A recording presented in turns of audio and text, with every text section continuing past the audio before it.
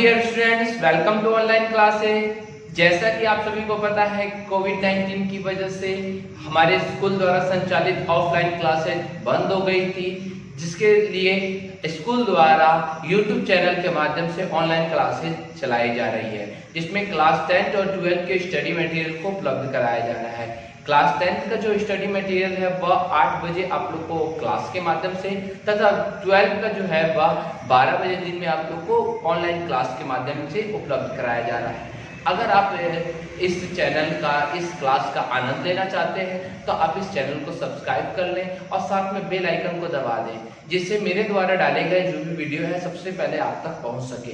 तो आज का जो है, आज हमारे स्कूल द्वारा क्लास 12 के फिजिक्स यानी भौतिकी का स्टडी मटेरियल उपलब्ध कराया जाएगा, जिसमें प्रतिदिन क्लास के माध्यम से एनसीईआरटी फिजिक्स के सारे जो चैप्टर है उसको कराया जाएगा।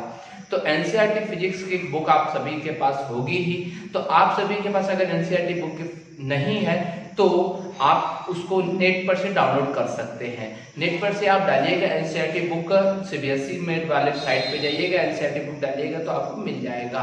इंग्लिश और हिंदी दोनों में आप कर लीजिएगा। हमारे द्वारा जो आपको कराया जाएगा उसका बेस्ड रहेगा हिंदी में, मैं आपको समझाऊंगा, परंतु मटेरियल जो होंगे हिंदी और इंग्लिश दोनों में आपको उपलब्ध कराए जाएंगे।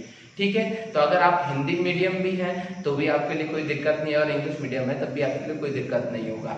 ठीक है, तो अगर आप इस चैनल का आनंद लेना चाहते हैं तो इसे जल्दी ही सब्सक्राइब कर लें। तो आज हम जो शुरू करने वाले हैं, तो शुरू करने से पहले हम क्या क्या चैप्टर पढ़ने हैं, कौन कौन से यूनिट के अंतर्गत वो चैप्टर आते हैं, तो आज उसके बारे में हम चर्चा करेंगे। तो फिजिक्स जो है 12 में 2 पार्ट पढ़ने होते हैं, 2 पार्ट होते हैं उसके, जिसमें हम लोग का फिजिक्स पार्ट 1 होता है 12 का, और एक फिजिक्स पार्ट 2 होता है। मतलब कि 12वीं में हम लोग को 2 किताबें पढ़नी होती है। पहली किताब में 1 से लेकर के 8 तक के पार्ट होते हैं, और दूसरी किताब में 9 से लेकर 14 तक के पार्ट होते हैं, अर्थात टोटल 14 पार्ट होते हैं। ठीक है, तो इन जो 14 जो पार्ट है उनको कुछ यूनिट के अंतर्गत बांटा गया है। तो ये हम लोग एक एक करके इसके बारे में देखेंगे। तो पहले सबसे पहले जान लेते हैं फिजिक्स क्या है, जो हम लोग चैप्टर शुरू करने जा रहे हैं फिजिक्स का। उसके बारे में जानने से पहले हम फिजिक्स के बारे में जान लेते हैं। फिजिक्स क्या है? तो विज्ञान की वह शाखा है जिसके अंतर्गत हम भौतिक जगत के बारे में अध्ययन करते हैं। भौतिक जगत के अंतर्गत हम प्रकाश ले सकते हैं या विद्युत धारा ले सकते हैं।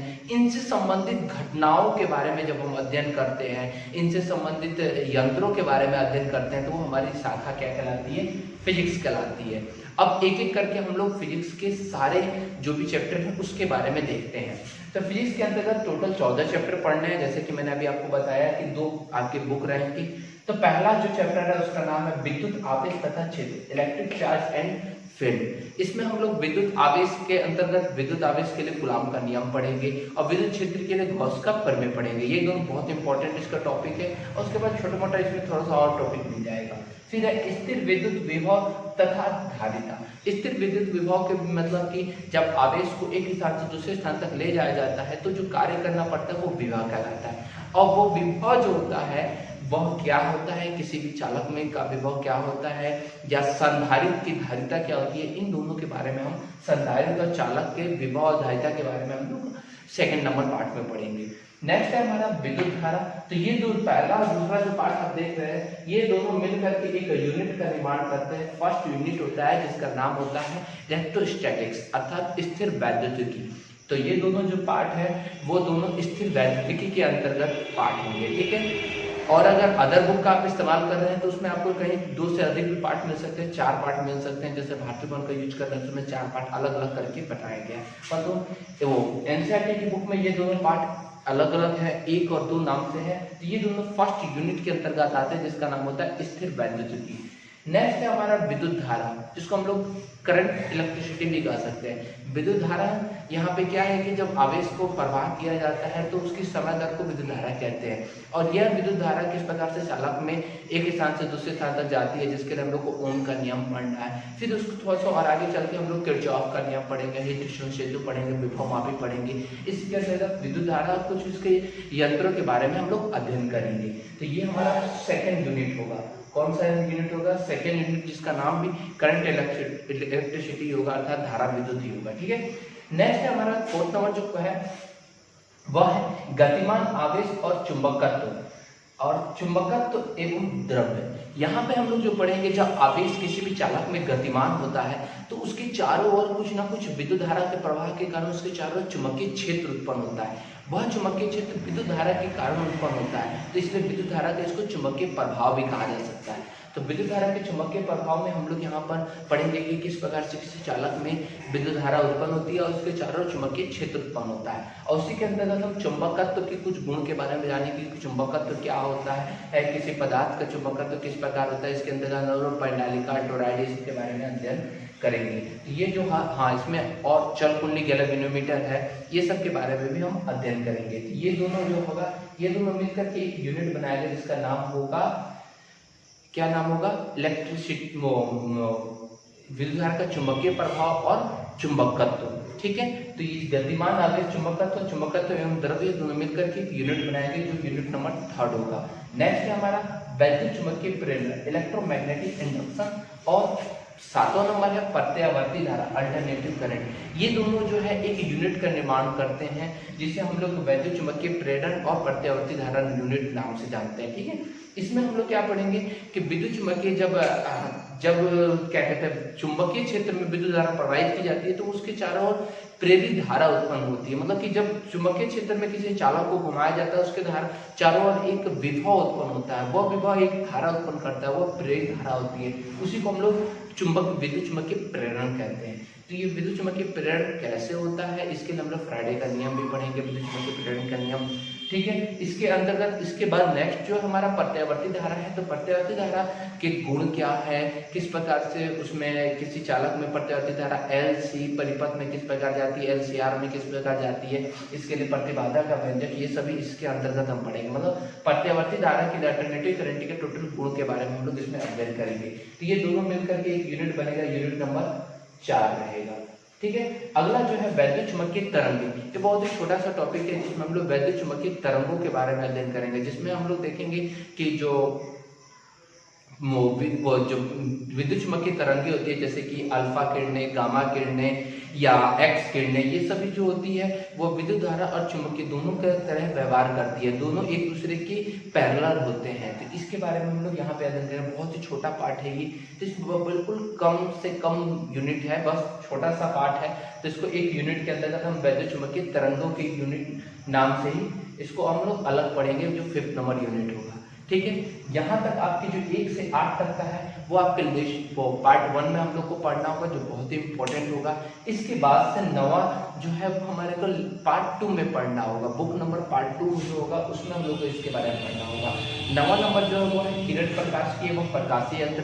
किरण प्रकाश के बारे में आप लोग सभी जानते होंगे कि प्रकाश का परावर्तन, प्रकाश का अपवर्तन, प्रिज्म या प्रकाशीय यंत्र में हम लोग देख लेंगे ये संयुक्त सूक्ष्मदर्शी, सरल सूक्ष्मदर्शी या खगोलीय दूरबीन। तो इस सब के बारे में हम लोग इस वाले पार्ट के अंतर्गत पढ़ेंगे।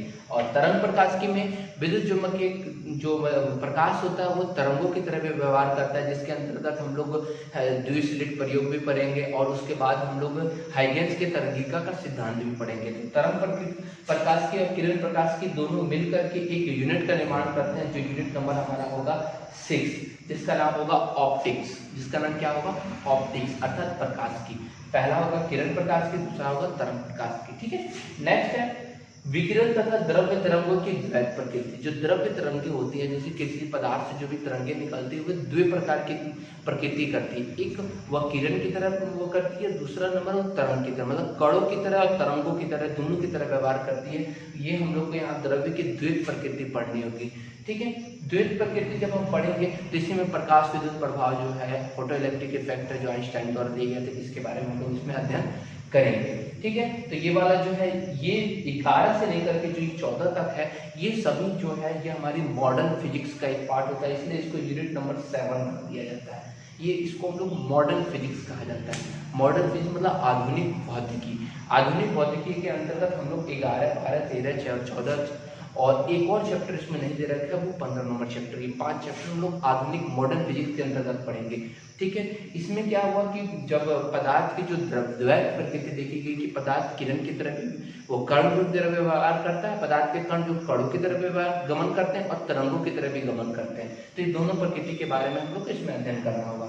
फिर इसके बाद जो 12वां नंबर है वो हमारा परमाणु है, फिर नाभिक है और अर्धचालक इलेक्ट्रॉनिकी है। परमाणु और नाभिक जो 12 और 13 नंबर है, ये दोनों टॉपिक हम लोगों ने केमिस्ट्री के जो फर्स्ट ईयर में जब आपने पढ़ा था उसमें भी आप लोगों ने ये दोनों पार्ट आपने पढ़ा होगा। परमाणु क्या होता है, परमाणु के अंतर्गत क्या क्या चीज पाया जाता है, आइसोटोप क्या होता है, आइसोबार क्या होता है, या परमाणु के जी किस प्रकार से नाभिक की संरचना होती है, नाभिक की संरचना के अंतर्गत हम लोग को क्या कहते हैं। इन दोनों में हम लोग को बोर का परमाणु मॉडल या क्या कहते हैं बोर का परमाणु मॉडल या रदरफोर्ड का परमाणु मॉडल के बारे में अध्ययन करना होगा। फिर हम लोग इसमें हाइजेनबर्ग का अनिश्चितता के सिद्धांत भी पढ़ेंगे। तो दोनों जो है टॉपिक, इसमें हम लोग को परमाणु विघटन, वो नाभिकीय विघटन और नाभिकीय संलयन, ये सब के बारे में अध्ययन करना होगा। तो ये मॉडर्न फिजिक्स का ही पार्ट होगा जिसको हम लोग लगभग केमिस्ट्री में पूरा कर चुके हैं, इसलिए थोड़ा बहुत इसको देखा जाएगा जरूर, क्योंकि कोर्स एक बार देखना ही होगा। और लास्ट हमारा अर्धचालक इलेक्ट्रॉनिकी है, जिसके अंतर्गत कुछ युक्तियों के बारे में अध्ययन करना पड़ेगा, जैसे कि अर्धचालक युक्तियां जो होती है, डायोड हो गया, ट्रांजिस्टर हो गया, या आपका लॉजिक गेट हो गया, ये किस प्रकार से कार्य करते हैं, इनकी किस प्रकार से क्रियाविधि होती है, बनावट कैसे, संरचना कैसे होती है, ये सभी के बारे में हम लोग इसमें अध्ययन करेंगे। इलेक्ट्रॉनिकी, अर्धचालक इलेक्ट्रॉनिकी, जिसे हम लोग सेमीकंडक्टर इलेक्ट्रॉनिक्स कह सकते हैं, ठीक है।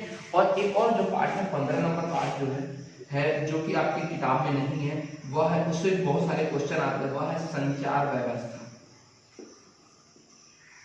संचार व्यवस्था,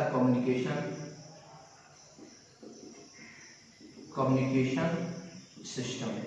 इसके अंतर्गत हम लोग जानेंगे कि किस प्रकार से कम्युनिकेशन होता है, किस प्रकार से रिलेशनशिप, किस प्रकार से कोई भी सूचना आदान प्रदान की जाती है, जिसमें हम लोग आयाम मॉडुलन, आवृत्ति मॉडुलन, कला मॉडुलन के बारे में भी अध्ययन करेंगे, ठीक है। इसमें हम लोग फिर उसके बाद एंटीना की ऊंचाई भी ज्ञात करनी होती है। तो ये संचार व्यवस्था एक अलग टॉपिक रहेगा जो कि आपके एनसीईआरटी बुक में नहीं दे रखा है, तो पढ़ना नेसेसरी है, क्योंकि इसमें से भी 5-6 नंबर के क्वेश्चन हर बार आए हुए क्वेश्चन है, ठीक है। तो ये टोटल हम लोग को 15 पार्ट पढ़ने होंगे। तो आप सभी इसको पहले एक जगह पाठों के नाम को, यूनिट को उतार लीजिए। मैं यूनिट वाइज नहीं पढ़ाऊंगा, पर तो यूनिट वाइज आपको मैं यहाँ पर बता दिया हूँ। मैं आपको लेसन वाइज पढ़ाऊंगा, जिस प्रकार से आपके एनसीईआरटी बुक में रहेगा लेसन और टॉपिक, उसी वाइज से आपको पढ़ाऊंगा। इंग्लिश और हिंदी दोनों में आप इसको उतार लीजिएगा, और उसके बाद से यहाँ पर आप जगह बना दीजिएगा जिसमें आप लोग उसके पेज नंबर को लिखिएगा, कि आप जब कॉपी में इसका नोट्स बना रहे होंगे तो उसमें आपको पता रहेगा कौन से पेज नंबर पे कौन से पार्ट का नोट्स है, ठीक है। तो आप इसके पेज नंबर बना लीजिएगा।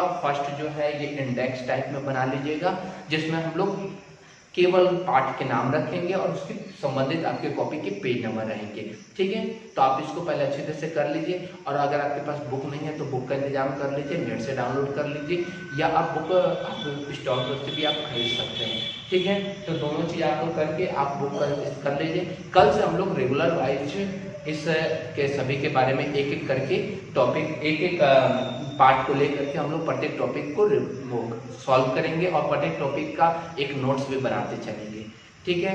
अगर आपको ये वीडियो अच्छा लगे तो इसे लाइक कर लें। अगर आप आनंद लेना चाहते हैं अगर इस यूट्यूब चैनल का या ऑनलाइन क्लासेज का, तो इसे सब्सक्राइब कर लें और साथ में बेल आइकन को दबा दें। धन्यवाद।